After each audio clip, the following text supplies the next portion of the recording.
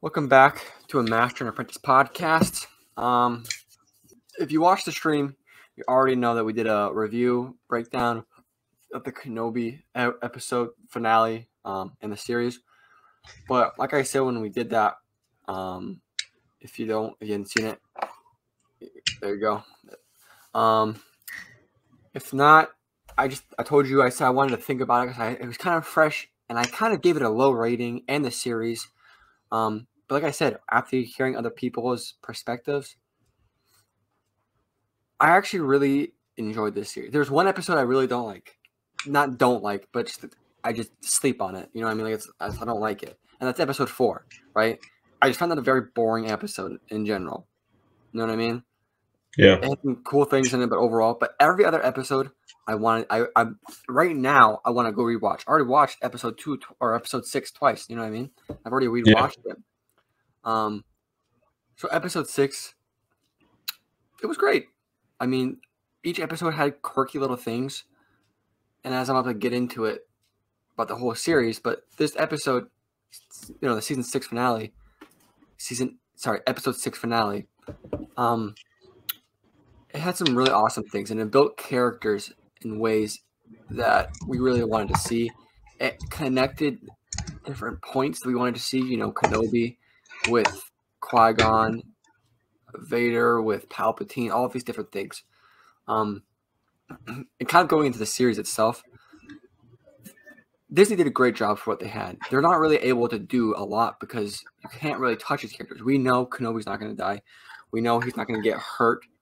You know, at least not overly. We know Vader's not going to die. He's not going to get more hurt, at least not overly. We know Luke's not going to get touched.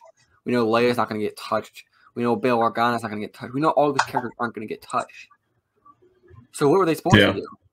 They were supposed to give us some character development. And the more I think about it, they did a really good job of that. I mean, you look at Vader. Every time Vader's on screen, it's super scary or it's emotional. Like, when we see Vader and that cut on his mask, I was getting teary-eyed, man. Like, that was beautiful. Even the first time I watched it, I was like, it was good. It was really well done. And then don't even get me started with Obi-Wan. Even, like, just throughout the series, I think it was just well done. The way he was depressed and then how he built his hope and trusted in the Force. They actually did a really good job in that. I mean, you see in Revenge of the Sith when it ends, he's down, man. He's at his low, and now we see him at his super low. But in New Hope, we see him hopeful in the Force, right? We kind of see that arc in the show. And that ending with Qui-Gon got me emotional, man. Like, that was beautiful. And Reva. The one complaint I have is they shouldn't have introduced her in here. Her character development isn't that bad. I actually don't mind it. But to introduce it in this 6-part series was kind of silly. If they did like Trilla, you know, Trilla from the Fallen Order game, a character that we relatively already know a little bit about, but not overly, that would have been perfect. You know what I mean? But they introduced a new character, which kind of makes it tough. But they needed to introduce a character because they needed to introduce something that was going to be a surprise. Otherwise, if you don't have any character like that, you know, you already know what's going to happen with the rest. You need some sort of character that's going to be a surprise for plot development. You know what I mean? Yeah. So I think I think I had this series at a 7 or maybe had an 8. I'm putting it at a 9. Like I said, every episode I want to go rewatch, except for 4. And the reason I don't have it at 10 is because, like I said, episode 4 is a wasted episode, and Reva being introduced in this series.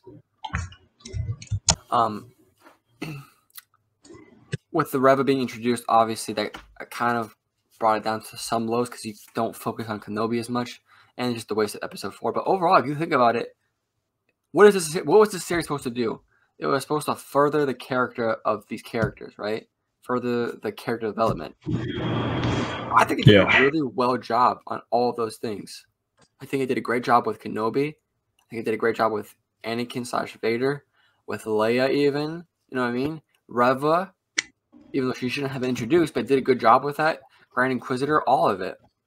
So overall, I changed my mind. I give it a 9 for the series. For this episode, I give it a 9.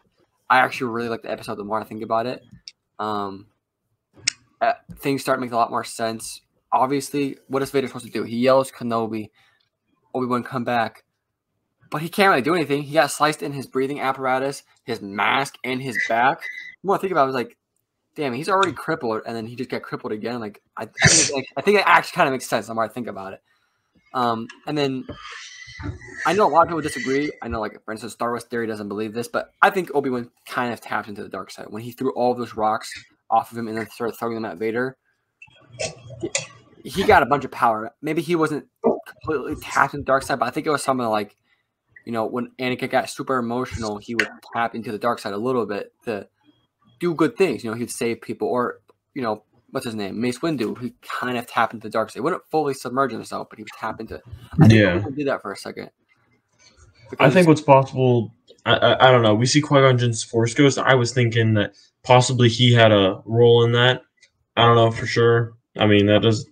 That's not even a hole with me. It's just overall, the more I think about it, I really enjoyed this episode. It was you can't really give mad at them for, like, it's not super lackluster, but it's also not crazy intense because, again, we know what happens. We know what happens after this. We know what happens before and after. There's so much plot protection. This is the in between. So, like, overall, the more you think about it, it's like, what was it supposed to do? Further the characters. What did it do? It furthered the characters really well. And for that, I give it a 9 for the series and for the episode. Yeah. I think I gave it an 8. I'll even 8.5 maybe. Add a little bit because the one thing I realized between now and then is not only did it further the characters, it also showed the start of the rebellion and the path. Like, that was one of the very first things it showed, going from Jedi that survived Order 66 to this. Like, Quinlan Vos survived Order 66. Now we know that. It helped a little bit in the rebellion. We don't know to what extent, and it showed the start of that. I don't have a problem with Reva. I probably did at one point. I'm not a huge fan of the character. I think that there's a couple of things that could have been a bit better. I do kind of like how a lot of people didn't like her at first, but that's kind of the point. It's a lot like why people didn't like Hayden Christensen as an actor for the original prequels, because he was an angsty teenager, and that's all according. He was playing that really well. She had very little experience, was a past youngling, got abducted. Like, you're not gonna have there's gonna be a lot of problems there. I kind of like those as a hindsight. The only thing I'm not a huge fan of with this series is having Reva, Leia, and Obi-Wan. I still think that was spreading it a little thin with the filler episode of Leia. That I think that if it was just Reva and Obi-Wan, perfect. With a little bit of Leia escaping. Again, I think if it was a 5-episode series and just take out that one episode where Leia just escaped and they went into Mustafar for no apparent reason, would have. You said that a while ago. I'm like, yeah, that literally would pick up right where it left off. I think that would not be bad by any means. They just added plot development for Leia there. Not plot, character development for Leia. I don't have a huge problem with it. Not my favorite, but yeah. And again, I don't want to be like, this show didn't have problems. I'm not saying this is Revenge of the Sith. I'm saying I'm rating this out of 10. 10 being Revenge of the Sith. I rated, Boba Fett. Boba Fett, there's like 2 episodes I want to watch again. You know what I mean? I think about it, like, that show was mid. It was honestly mid. I don't know what the writers of that show were doing. They made it a very mid show. Bad Batch has some banger episodes, episode 1, 2, and some other ones throughout the series. But a lot of it had a lot of filler episodes. You know what I mean? It really did. I put that one a little bit above mid, but kind of in that mid category. I think about this, and even right now, I'm thinking about, like, I want to go watch pretty much this whole series, except for episode 4, because that show was I don't know what that was doing. That wasn't really, kicking it for me. But the rest of the show, I'm like, I actually really liked it, and so I got to put it at 9. It's, I'll put Revenge of the Sith at 11. I'll put, 10, Attack of the Clones, like, just like good basic Star Wars. Revenge of the Sith, nothing's ever going to touch that. You know what I mean? Yeah. But overall, I think it was a very good series and episode in general. I think it closed it very good. I think for closing, I think this is a perfect closing. The more I thought about it, I was like, they needed to close it in a peaceful / not peaceful way. You know what I mean? With the fight with Vader and Obi-Wan, I think it was actually a really good done fight.